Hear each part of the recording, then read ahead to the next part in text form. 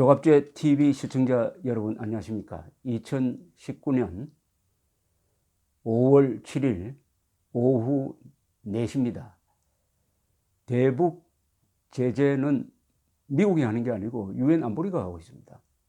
미국은 물론 개별적 제재를 하고 일본도 개별적 제재를 하고 있습니다만은 큰 틀은 2017년 말에 완성된 유엔 안보리의 대북 제재입니다. 대북 제재의 핵심은 북한으로 현금이 들어가지 않도록 하는 것 플러스 기름을 극소량으로 제한하는 것입니다. 기름과 현금이 돌아오지 않으면 북한 노무현 정권은 손들 수밖에 없는 것입니다. 그런데 북한에서 이해할 수 없는 현상이 지금 벌어지고 있는 게 평양에서 기름값이 폭등하지 않고 있습니다. 일정한 수준을 유지하고 있어요. 이럴 수가 없습니다. 어떻게 국제사회에서 북한으로 들여보내는 기름을 극소량으로 제한하고 있는데 기름값이 폭등해야 될 텐데 폭등하지 않고 일정하게 유지가 된다는 것은 불법 환적을 통해서 상당한 양의 기름을 밀수입하고 있다. 국제법을 어겨가면서 눈속임을 해가면서 하는 것을 알 수가 있습니다. 지금 2017년 말에 유엔의 제재에 의해서 북한에는 연간 원유입니다. 원유는 400만 배럴, 400만 배럴이니까 52만 5천 톤입니다. 큰 유조선 2척분밖에 되지 않습니다. 400만 배럴, 400만 배럴만 수입할 수 있도록 상한선을 정했습니다. 그리고 정유, 정제유는 그보다 더 작습니다. 50만 배럴입니다. 이거 50만 배럴이면은 한 6만 톤밖에 되지 않습니다. 배 한 척이면 되는 거죠. 이렇게 딱 제한을 해놓았는데 이 제한이 지켜지지 않는다는 거죠. 그래서 지금 미국을 비롯해서 미국, 일본 여러 자유국가 함정과 비행기들이 이 한반도 주변 해역에 배치되어 가지고 불법 환적을 감시하면서 관계된 선박을 적발해서 관련 국가에 통보를 하고 있습니다. 그런데 한국과 관련되는 정보가 너무나 많이 나오고 있습니다.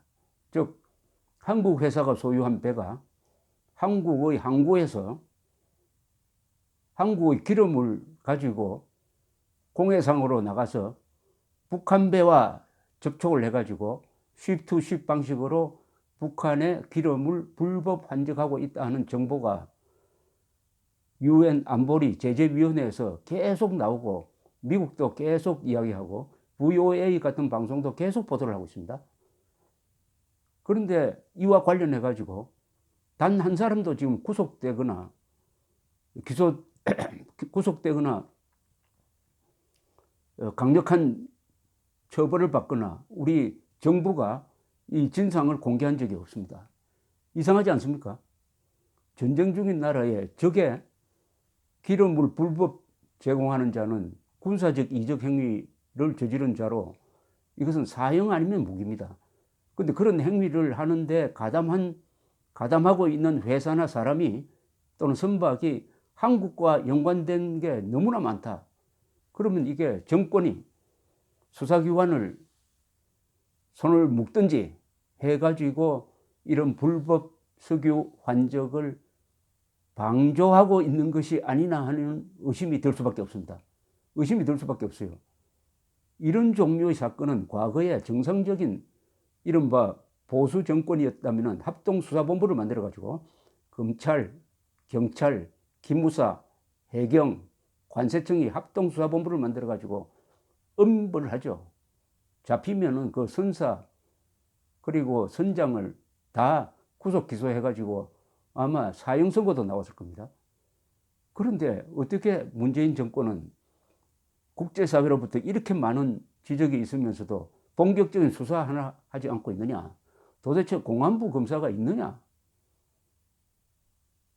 적을 돕는데 적을 돕는 방식도 이것은 무슨 소소한 걸로 돕는 게 아니라 기름을 제공하는데 기름도 막대한 양을 제공하는데 근데 여기 이와 관련해서 자유한국당이 계속 문제를 제기를 하고 있는 것은 그나마 다행입니다. 오늘 또 자유한국당에서의 김기선 의원의 폭로가 나왔습니다. 여기 등장하는 회사가 한국석유공사인데 한국석유공사는 어떤 회사냐면은 석유자원의 개발, 석유의 비축, 석유 유통 구조의 개선에 관한 사업을 효율적으로 수행하기 위하여 설립된 대한민국 산업통상자원부 산하 시장형 공기업입니다. 그러니까 정부 기업이라고 보면 됩니다. 1978년 12월에 한국석유개발공사법으로 설립되어 가지고 석유개발공사로 일컬어지다가 99년 1월부터 한국석유공사로 이름이 바뀌었고 울산광역시에 있는 회사입니다. 그런데 이 공기업인 한국석유공사의 일대 주주인 석유공사가 사실상 소유하고 있는 국내 석유 물류기업 오일허브 코리아라는 자회사가 2017년부터 2018년 사이에 여수항에서 국내외 선박에 실어준 유류의 기름 정제유겠죠. 상당 부분이 공해상에서 지속적으로 북한 선박에 불법 환적된 것으로 나타났다고 딱 단정을 했습니다. 단정을 했어요. 이에 대해 여수 오일허브 코리아 회사는 뭐라고 이야기하느냐. 유류를 구입한 화물주의 의뢰에 따라서 유류를 실어주었을 뿐이다 라고 이야기를 합니다. 참 한가한 소리를 하네요. 자유한국당 김기승 의원이 관세청에서 받은 자료로 분석을 한 겁니다. 이 오일허브 코리아는 본사가 전남 여수에 있습니다.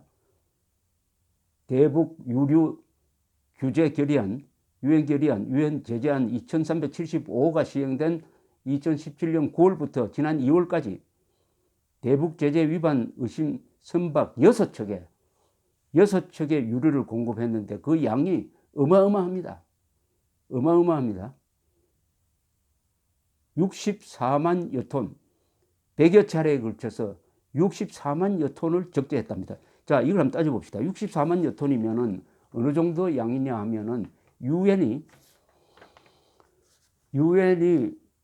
연간 상한선으로 정한 정유 제품의 수입 한도는 6만 톤입니다. 그것은 10배입니다. 10배. 그 10배를 항구에서 한국 회사가 한국 선박을 이용해 가지고 북한에 불법 환적 방식으로 공급한 것이 아니냐 하는 이런 의혹입니다. 엄청난 규모의 이적 행위와 반역 행위가 지금 진행되고 있다는 의심입니다. 더구나 상대는 교전 중인 북한 노동당 정권입니다. 헌법상의 반국가 단체고 군사상의 적군입니다. 적군을 이렇게 도와주는 물자와 사람과 선박이 대한민국에 있다. 문재인 정권이 수사를 제대로 하지 않는다. 그러면 방조범입니까? 6척에 100여 차례입니다. 이것도 상습적으로 100여 차례에 걸쳐서 유류 64만여 톤을 적재했고 이것이 다 들어갔는지 그 중에 일부가 들어갔는지 어떻게 했던 막대한 양입니다. 그래서 대북 제재의 핵심에 구멍을 내고 있는 세력이 대한민국에 있다는 겁니다. 구멍을 내고 있는 세력이 대한민국에 있다. 즉 반역 이적 세력이 대한민국에 있다. 여기 이것을 알고도 문재인 정권이 방조하고 있다는 혐의, 이 혐의에 대해서 조사를 해야 될 기관은 해경, 경찰, 검찰, 관세청인데 하지 않고 있습니다. 형식상 사람을 상대로 조사를 해야 될 거 아닙니까? 사람. 이런 엄청난 범위의 문제가 생겼다면 수백 명의 수사진을 투입을 해가지고 이 관련자들을 다 구속해야 되죠. 구속 기소해야 되죠. 이건 강도와 차원이 다릅니다. 반역죄입니다. 이게 사실로 확인될 경우에 반역죄입니다. 군사상의 이적행위입니다. 이 배들 중엔 최근 대북 불법 유류 환적 혐의로 해경 조사를 받았던 한국 국적의 파이오니어호도 그리고 루니스호도 있었다는 겁니다. 파이오니어호는 지난해 9월 혐의가 드러나서 선장 등이 기소 의견으로 검찰에 송치되었다. 그런데 이렇게 해놓고 국민들에게 보고를 하지 않습니다. 알려야 될 것 아닙니까? 기소 의견이 뭐고. 루니스호는 미국 재무부가 지난 3월 발표한 제재 의심 리스트에 올라 있다. 이렇게 되어 있습니다. 이 조선닷컴 보도는 만약 고의적으로 이 북한의 기름을 불법 환적하는데 한국석유공사나 이 자회사가 관련되어 있다고 하면 이것은 세컨더리 보이콧 대상이 된다. 석유공사에 대해서 만약 세컨더리 보이콧하고 여기에 대금 결제에 관계된 은행에 대해서 미국이 세컨더리 보이콧을 걸면 어떻게 되겠습니까? 피파이오니어호는 2017년 9월 중하순 동중국해 공해상에서 북한 유조선 금은산호, 유선호에 각각 1820톤, 2500톤 등 유류 4320톤을 환적한 혐의를 받고 있다. 이 증거가 딱 있다는 거죠. 이 두 부만 했겠습니까? 이 배는 2017년 9월 11일 여수의 아까 말씀드린 그 오일허브 코리아 사로부터 유류 6,720톤을 받은 뒤 베트남으로 출항했답니다. 김 의원은 결국 이 배가 선적한 유류가 북한 선박에 환적되었을 가능성이 높다. 그리고 이 회사 오일허브 코리아는 지난해 8월까지 이 배에 즉 피파이오니어호에 12만 5천여 톤 19차례에 걸쳐서 기름을 실어주었다. 화물주는 싱가포르 T사, 중국 P사였는데 이 오일허브 코리아사는 루리스호에도 27차례에 걸쳐서 16만 5천여 톤을 실어주었다. 그런데 루리스호가 적재한 유류를 수령한 구매자 내역이 알 수 없음으로 되어 있다. 이렇다면 불법 환적의 의심이 있다. 이 두 배만 해도 약 46차례에 걸쳐서 29만 톤의 기름을 북한에 불법 환적했다면 북한에 허용된 양의 약 5배를 한국 측이 기름을 대어줬다는 이런 어마어마한 무시무시한 게 됩니다. 무시무시한 게예요. 이게. 이 정도의 대규모. 그래서 정리하면 이렇습니다. 북한의 휘발유 값이 변동이 없다. 그것은 막대한 양이 불법 환적의 방법으로 북한에 기름이 공급되고 있다. 그 기름 공급의 상당량은 한국 측 항구에서 한국 측 배를 이용하여 한국 쪽 기름을 실어서 공해상에서 불법으로 북한에 넘겨주었을 가능성이 많다. 이 관련된 선박도 다 파악이 되어 있다. 그런데 문재인 정권은 여기에 대한 수사를 미온적으로 하고 있다. 오히려 방조하고 있는 느낌도 든다.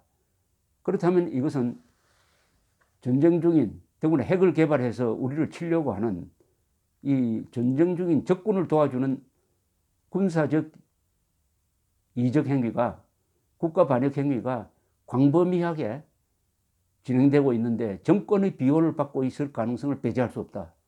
이렇게 정리할 수가 있습니다. 이것은 국정조사를 넘어서 특별수사 대상입니다. 문재인 대통령이 장자연 사건에 대해서 특별수사를 지시할 것이 아니라 이 사건에 대한 특별수사를 지시하여야 할 것이고 하지 않으면은 이런 군사적 이적 행위를 방조하고 있다는 비판을 면하지 못할 것입니다. 참고로 미국에서는 소련의 핵 관련 기술 정보를 넘겨준 로젠버그 과학자 부부 두 사람을 반역 혐의로 기소를 해가지고 사형 선고를 했습니다. 부부를 다 사형시켜 버렸습니다. 미국 역사상 살인을 저지르지 않았는데도 사형당한 유일한 경우입니다. 북한의 기름을 공급을 불법으로 기름을 공급해가지고 북한의 핵 개발을 사실상 지원한 행위는 로젠버그 부부의 경우보다 더 나쁩니다. 혹시 정권이 우리를 비호해 주니까 정권 믿고 이렇게 해도 된다고 생각하는 이 관련자가 있으면은